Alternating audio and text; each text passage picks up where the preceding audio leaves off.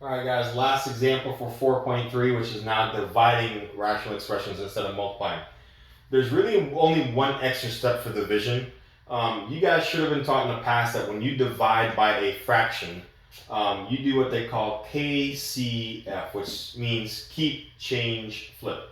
As in, you're supposed to keep the first fraction exactly the same how it is, so x squared plus 13x plus 12 over 1 minus x squared.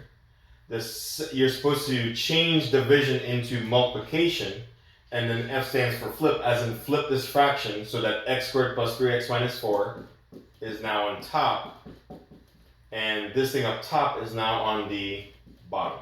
So whenever you divide by a fraction, you're going to do what they call KCF, keep, change, flip. The official terms in the book was multiply by the reciprocal. Reciprocal meaning flip it, right?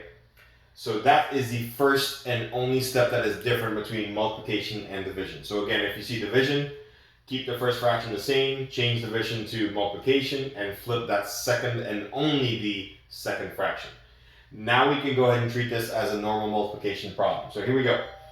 I see that this thing has three terms, so that must be a method because it also starts with x squared. So what two numbers multiply to 12 but add up to 13? In this case, we're going to have 12 and 1 that works. 12 times 1 is 12, and then 12 plus 1 is also 13. On the bottom, before we factor this thing, because this is difference of two squares for those of you guys that notice that, because you can't take the square root of both of these two terms. But the first thing that you want to do is to flip-flop those two signs. You always want the x squared term to come first. So let me squeeze that on over here. You want the negative x squared term to come first and then the positive 1. But you also don't want your leading term to be negative. So how we fixed that before in previous problems is we factored out a negative sign. And if you factor out a negative sign, what will happen is these two signs will flip-flop. So this x squared will become positive, and this positive 1 will become negative. Take a look at factoring out a negative sign as in dividing by a negative 1.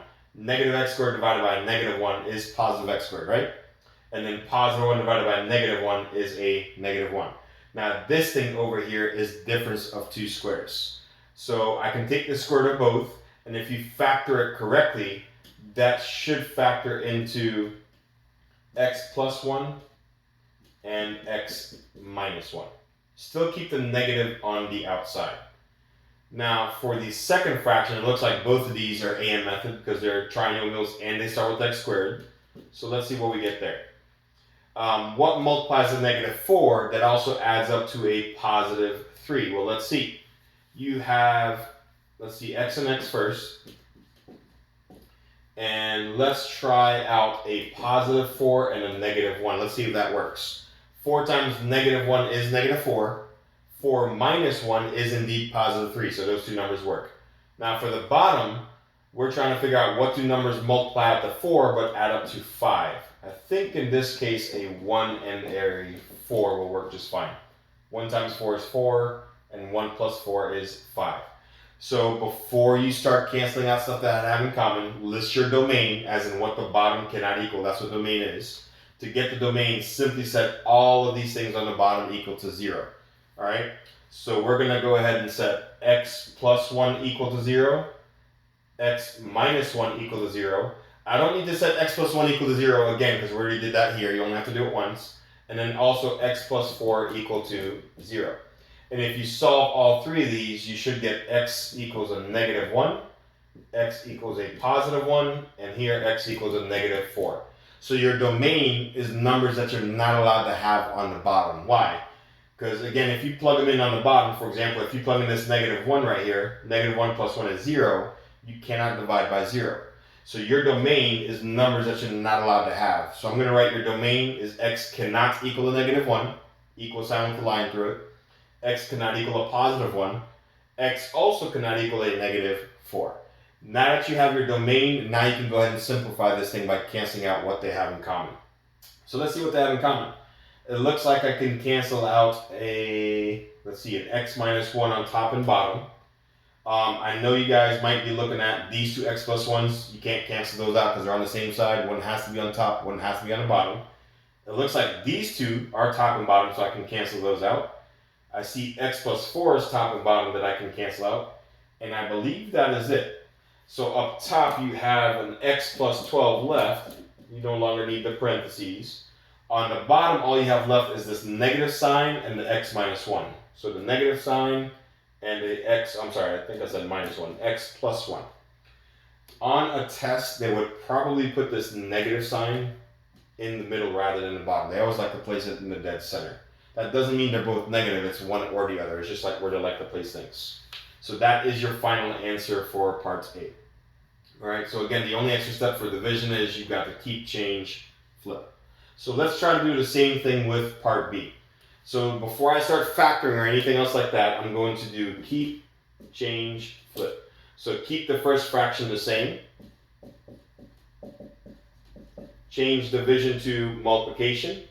And flip the second fraction so that 3x squared minus 18x is up top and 6 minus x is on the bottom. Now that you change it, now it's just a basic multiplication one where we can just factor and simplify after that. Alright, we obviously can't do anything to this one, so we'll keep it up there. These two, they're binomial, so either GCF or difference of two squares will work. I don't see a minus sign, so difference of two squares will not work. I do see that they have something in common, which is an x. So I'm going to factor out an x. If I take 1x out of 2, I'll be left with 1x on the inside. If I take 1x out of 1x, that means there's no x's left, right? Just the number 9, the positive 9. Now, for the second thing, top right. I noticed that they not only have an x in common, but there's also a number that 3 and 18 are both divisible by, in this case, a 3. So it is still GCF. No, it's not difference of two squares because you cannot take the square root of 18. So in this case, it's GCF. So I can take out a 3 because both numbers are divisible by 3. I can also take 1x out of each one of these two terms. Okay, so let's see what we have left over after we take that out. You can take a look at this term that you factored out as in what you're dividing by. So 3 divided by 3 is 1, which we don't need to write. If I take 1x out of 2 x's, you'll be left with 1. Negative 18 divided by 3, that's a negative 6. And if I take 1x out of that term, you will have none left. So that's the factored form for that one. On the bottom, now this one's interesting. Keep in mind you want x to come first and then the constant number to come second. So you want this negative x to come first and then the positive 6. And keep in mind what I said in previous videos, you never want your leading term, which is the term up front, to be negative. So I'm going to fix that by factoring out a negative like we've done before. So factor out a negative is going to cause these two to flip-flop signs. So this negative x will now be positive. This positive 6 will now be negative. And if you distribute this negative sign, you'll see that you'll get the original one back. So I'm going to rewrite this part on the bottom as a negative x minus 6. Now, just like in part A, before you start canceling stuff out, work on your domain, as in what the bottom cannot equal. All right? Let me get my eraser over here.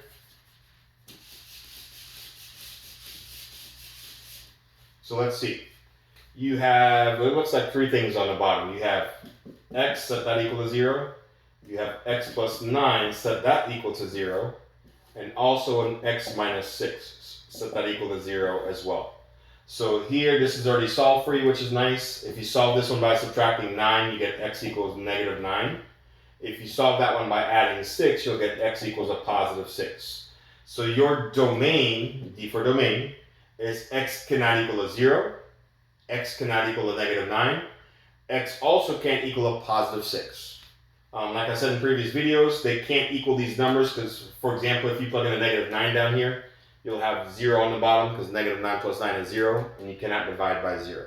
So that's your domain, what the bottom cannot equal. Now we can go ahead and cancel out what they have in common. So let's see. It doesn't look like they have a lot of stuff. They both have an x minus 6 in common, so I can cancel those out. It looks like there's one x I can cancel out each for one of those. And what you're left with up top is 1 times that 3, which is 3. On the bottom, you have this negative sign, and then this x plus 9. And just like I said before, they will probably put this negative sign in the middle for your final answer. All right, guys, that is all you have to do for this section. I believe in the next section, which is 4.4, we're going to start adding and subtracting rational expressions, which means we're going to be looking for what they call a common denominator. All right, we'll see you guys in the next video.